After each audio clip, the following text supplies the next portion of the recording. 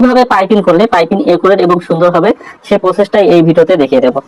তো এভাবে সুন্দর করে গলাটা তৈরি করে নিতে হবে। এরপরে আমাদের পাইপিনের কাপড়টা কাটিং করতে হবে।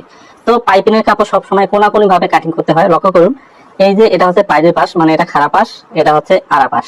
যে কাপড়টা কোনাকুনি থাকবে এই কাপড়টাকে বলা হয় ওরপ পাশ। এই কাপড়টা কিন্তু টানলে এভাবে বাড়বে, হ্যাঁ।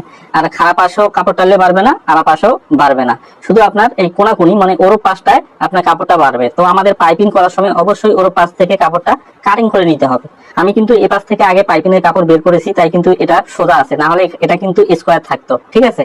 তো লক্ষ্য করুন, পাইপিংয়ের কাপড় সবসময় কাটিং করবেন যারা নতুন তারা 1.5 ইঞ্চি পরিমাণে চওড়া রাখবেন, আর যারা পুরাতন মানে যারা পাইপিং করতে পারেন কিন্তু পাইপিং সুন্দর হয় না তারা 1 ইঞ্চি 2 পয়েন্ট রাখবেন।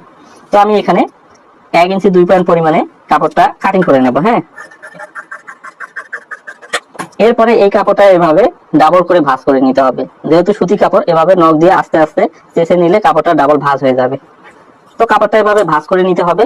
এরপরে লক্ষ্য করুন কিভাবে পাইপিং করলে পাইপিং একুরেট এবং সুন্দর হবে সে প্রসেসটাই এই ভিডিওতে দেখিয়ে দেবো।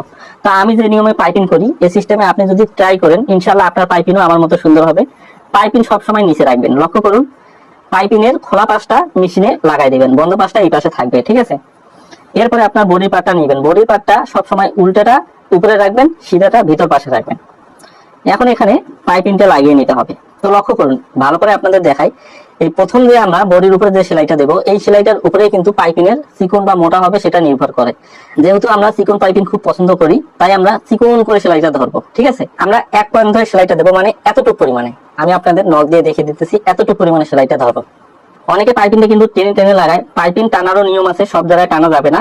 এই সোজা জায়গায় কোনো পাইপিং টানাটানি করবেন না। যেখানে দেখবেন রাউন্ড আছে সে জায়গায় হালকা পাইপিংটা টানের উপর রাখতে হবে। আবার কোনো কোনো গলার ডিজাইনে দেখা যায় এরকম উল্টা শেপ থাকে, এরকম উল্টা শেপ থাকলে সেখানে পাইপিংটা আরো লুজ দিতে হবে, তাহলে পাইপিং গুলো সুন্দর হবে। তো যেখানে বেশি রাউন্ড থাকবে সেখানে পাইপিংটা টান দিবেন, আর উঁচা জায়গায় পাইপিংটা লুজ দিবেন।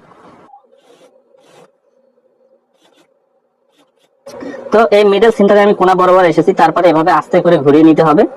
পাইপিংটা এখানে কিন্তু একটু কুচ খেয়ে যাবে, ঠিক আছে। তো অল্প একটু কুচির মতো দিয়ে দিবেন, তাহলে পাইপিংটা এই জায়গায় বসে থাকবে সুন্দরভাবে।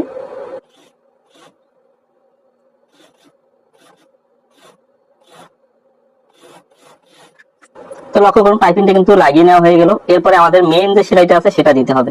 এই সেলাইটার উপরে কিন্তু পাইপিংয়ের সৌন্দর্য নির্ভর করে। তো এই সেলাইটা একটু আস্তে আস্তে ধীরে ধীরে দিতে হবে। যেহেতু আমি চিকন করে পাইপিংটা বের করব তাই এখানে অটোমেটিক চিকন হয়ে গিয়েছে। লক্ষ্য করুন, এই যে এরকম চিকন হবে আমার পাইপিং। তো আশা করি এরকম পারফেক্ট পাইপিং। তো এখন পাইপিংয়ের নিচ দিয়ে অর্থাৎ বডির পার্টের উপর দিয়ে আমাদের সেলাইটা দিতে হবে।